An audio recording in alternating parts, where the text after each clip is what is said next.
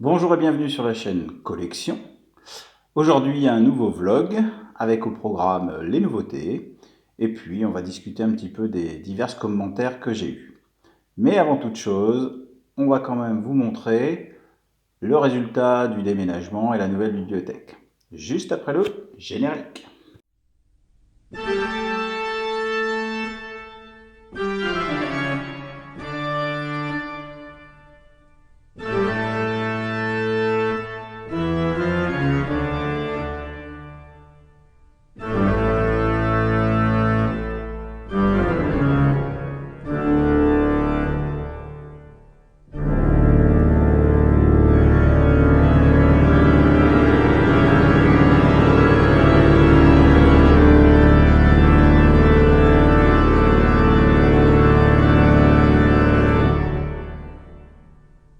Et tout de suite, on passe aux nouveautés. Le premier, les 5 terres, un nouveau volume, le 13e si je ne m'abuse. C'est ça. Donc, comme vous le savez, dans les 5 terres, il va y avoir 5 cycles, chaque cycle avec des personnages différents. Dans le cycle 1, ce sont les fauves. Dans le cycle 2, c'était les singes. Et là, donc, dans le troisième cycle, ce sont les ours ou apparentés. Le style, vous connaissez un petit peu, hein, c'est toujours le jeu de pouvoir, dans la veine de Game of Thrones un petit peu. Voilà, bon, c'est toujours sympa. Au final, il devrait y avoir 30 albums, donc on approche la moitié. À voir la suite. Pour l'instant, ça reste toujours très bien.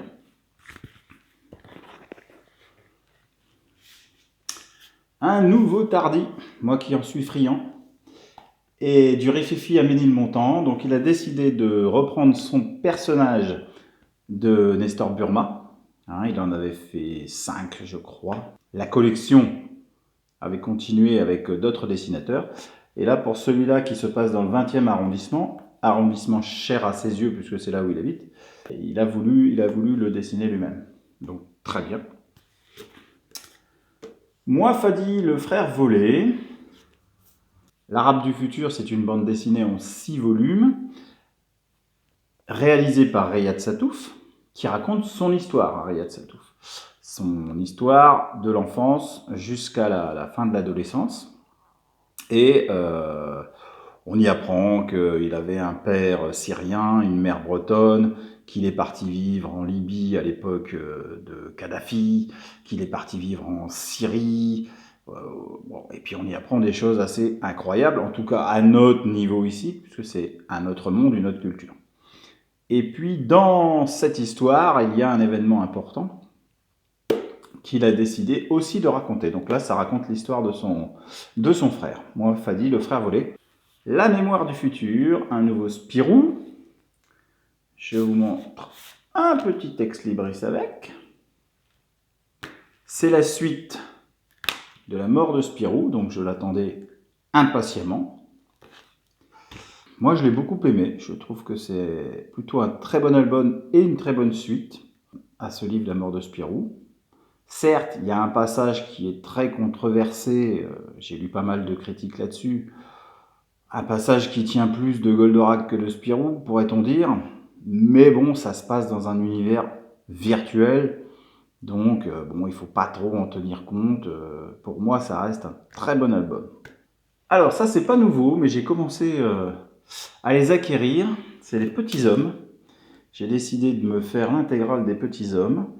Une bande dessinée démarrée en 67 et dessinée par Céron, qui raconte l'histoire d'hommes normaux à la base et qui finissent par découvrir une météorite et en la touchant, ils sont rapetissés. Et les personnes qui touchent aussi ces petits hommes sont eux aussi rapetissés.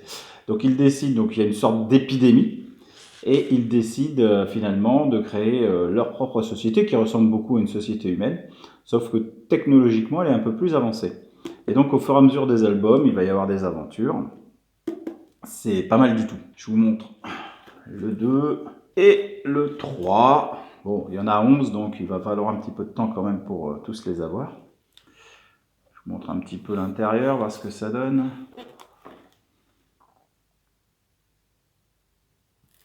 Comme je suis en train de vous parler de Céron, le dessinateur, il a fait une autre série qui est moins connue, qui s'appelle Les Centaures ou l'histoire de Aurore et Ulysse. Alors, je vous montre le deuxième tome de l'intégrale. On a de la chance parce que Mandibule, qui est un petit éditeur, a réédité Les Centaures. Ça devenait quasiment impossible de trouver les BD classiques à un prix abordable. Et donc ils les ont réédités, c'est très sympathique. Ça raconte l'histoire de deux centaures qui ont malheureusement passé la porte du néant et qui se sont retrouvés sur Terre à notre époque. Et qui donc vont passer plusieurs aventures à rechercher cette porte pour retourner chez eux. C'est pas mal du tout, et donc c'est le même auteur que Les Petits Hommes. Si vous ne connaissiez pas, je vous le montre. Alors, il me reste juste à vous montrer cet achat, rat à poil, un achat un peu compulsif, par Marc Westerlin. Je vous en ai parlé dans une des vidéos du déménagement, c'est celui qui a dessiné le Docteur Poche, Jeannette Pointu, des ouvrages plutôt destinés aux plus jeunes, comme j'aime beaucoup cet auteur. Et j'ai eu la chance de les trouver tous les trois. Je vais vous les montrer mieux.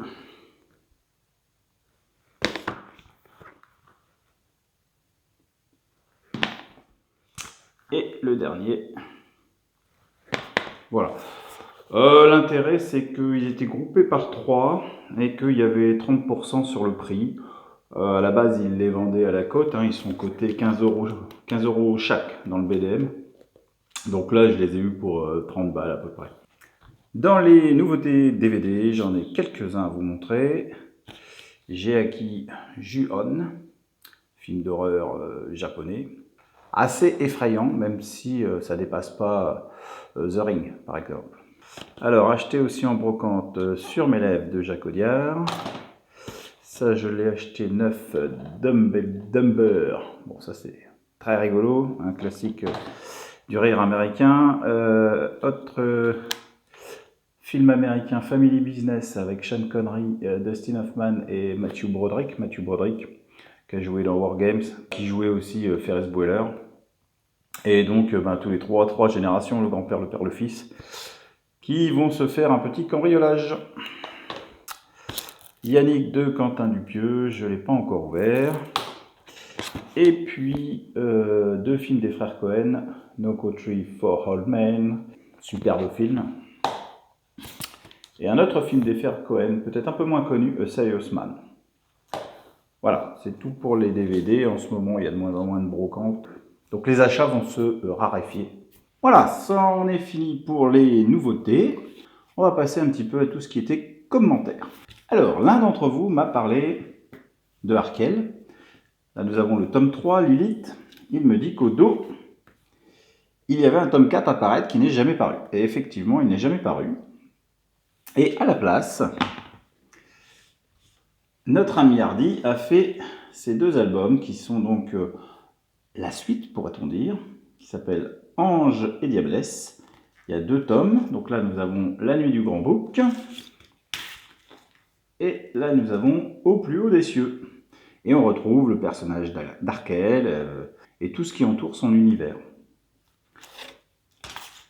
Ils sont très très bien, très beaux, plus grands, de meilleure facture, même au niveau coloration. Je vais vous montrer un petit peu. Vous voyez.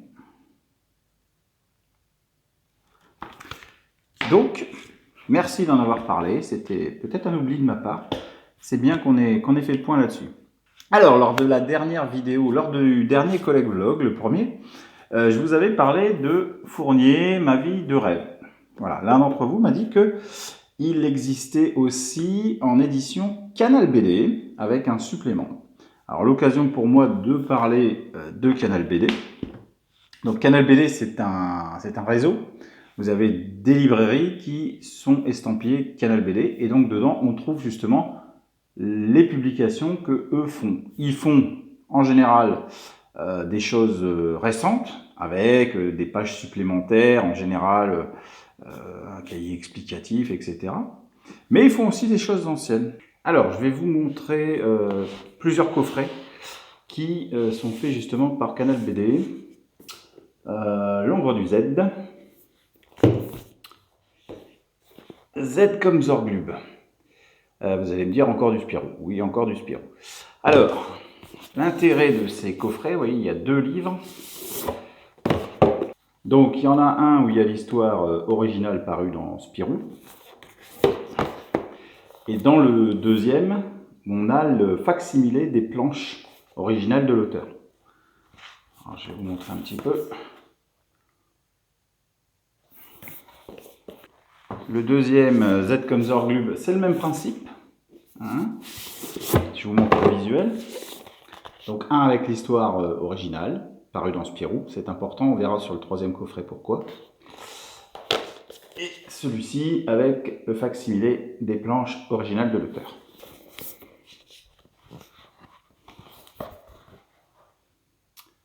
Voilà ce que ça donne. Et on voit derrière, c'est écrit Canal BD. Alors avec ce troisième coffret, QRN sur Bratzelburg, déjà un très beau visuel, hein, moi j'adore, on a le Marsupilami, Spip, Spirou et Fantasio, hein, en tenant la queue du Marsupilami qui s'engage dans un tunnel, ça c'est vraiment chouette. Même principe, on va avoir l'histoire originale parue dans Spirou, et je tiens à préciser parue dans Spirou, c'est important, on va voir après pourquoi. Et donc l'album du facsimilé des planches originales. Voilà, je vous en montre un petit bout. Et on va se plonger dans ce QRN sur Bratzelburg. QRN sur Bratzelburg. Si vous regardez ici, vous allez voir par Franquin et Greg. Donc Greg, c'est celui qui dessinait Achille Talon et qui est venu donner un coup de main à Franquin parce que celui-ci ne s'en sortait pas sur cet album. Il a mis un peu plus de 2 ans à le faire et grâce à l'aide de Greg, il a réussi à le finir, mais en faisant des coupes, hein, notamment des coupes sur le début et pour essayer de donner un peu plus de cohérence à l'album. Et c'est ce que nous allons voir. Alors, je suis allé rechercher mon vieil album de QRN sur Bratzelburg et on va le comparer à celui de Canal BD. Donc, première page. Alors déjà, vous pouvez remarquer que les paroles des chansons ne vont pas être les mêmes. Ici, on voit la première case, quand les gorilles voleront, quand les baleines danseront, quand les homards, etc., etc. Dans la version éditée, c'est devenu Nina, le ciel est pur, etc., etc., etc. De la même façon, donc ici, ça a été raccourci, hein, puisque ici, on avait Spirou toute la page, vous voyez, avec le flash, etc. Tout ça, ça a été retiré, puisque là, nous avons Fantasio, dès la première page, qui apparaît. Page suivante. Donc, page suivante, eh bien évidemment, ici, on continue. Enfin apparaît Fantasio, qui dans l'autre album était première page. Et donc, bien entendu, ici, le visuel est complètement différent. Et on voit le Marsupilami manger le transistor. Cette scène n'apparaît que sur la page d'à côté, dans la version Canal BD.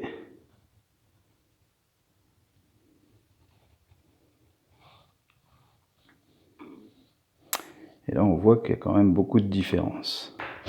Donc là, vous avez compris le principe. On va être complètement décalé.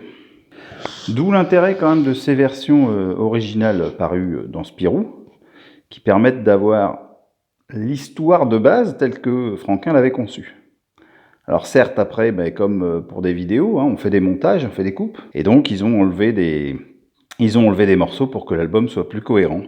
Mais c'est toujours intéressant d'avoir les deux. Et oui, vous l'avez compris, je suis assez fan de Spirou et de Franquin.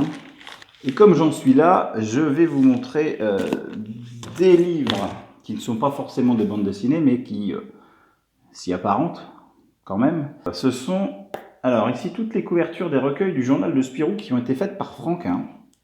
C'est un super très beau bouquin. Donc, je vais vous en montrer plusieurs. Ça, ils sont assez anciens. Ce qui est intéressant, c'est quand à côté, on a le facsimilé d'édition originale. Je vais vous en montrer d'autres.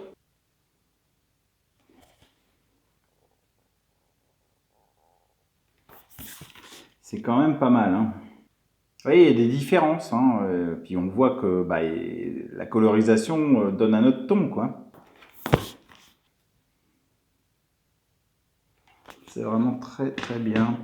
Et alors, pour vous montrer à quel point je suis accro, j'ai aussi les bandeaux titres du journal de Spirou par Franquin. Vous allez dire, ce mec est fou. Ben, peut-être un peu. Donc, qu'est-ce que ça donne? Qu'est-ce que ça donne? Ça donne ça. C'était des bandeaux au début des histoires. Par exemple, là, ici au dos, on voit très bien, hein, il y a un bandeau, voilà, et puis après, le début de l'histoire. Ça permettait de présenter. Et donc, il en a fait énormément. Et pas forcément, d'ailleurs, sur ses propres BD, hein. Ça pouvait être sur les BD des autres. Hein, voilà. Donc, les bandeaux titres du journal de Spirou, 1953-1960.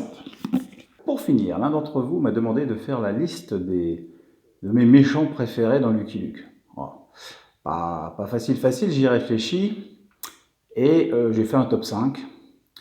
Donc on pourrait commencer par la 5e place.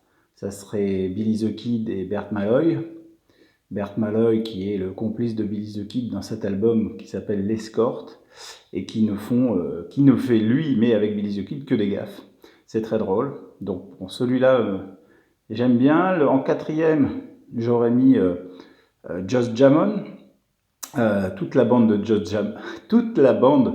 de Just Jamon qui est très hétéroclite. Hein, y a un tricheur, il y a un indien, il y a un gars qui a une bonne gueule, on lui donnerait le bon Dieu sans confession. Bref, c'est pas mal du tout. Maurice s'est bien amusé.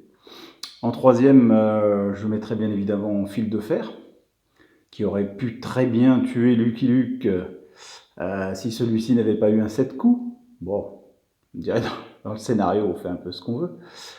En second, bien entendu, les cousins Dalton, hein, donc pas les premiers qui meurent dans le numéro 6, hein, mais les cousins Dalton qui vont revenir de façon récurrente, avec Joe qui s'énerve pour tout et Avril qui mangerait tout et n'importe quoi. Et enfin, en numéro 1, c'est un petit coup de cœur, je mettrai The Boss et Double 6. Alors, qui est-ce, The Boss et Double 6? Eh bien, c'est Louis de Funès et Patrick Préjean, qui ont été caricaturés, croqués par le dessinateur. Et c'est très amusant. Moi, je suis un fan de Louis de Funès, donc je voulais faire un petit peu ce clin d'œil. Patrick Préjean, que vous connaissez sûrement, hein, qui joue actuellement dans la série sur M6 Scène de ménage. Alors dites-moi en commentaire, hein, quelle serait votre liste à vous? Ça peut être intéressant. Cette vidéo est maintenant terminée. Si vous l'avez aimée, n'hésitez pas à liker. Vous pouvez vous abonner, vous pouvez faire sonner la cloche. Et puis vous pouvez me laisser des commentaires, des questions. Et je vous dis à bientôt. Au revoir.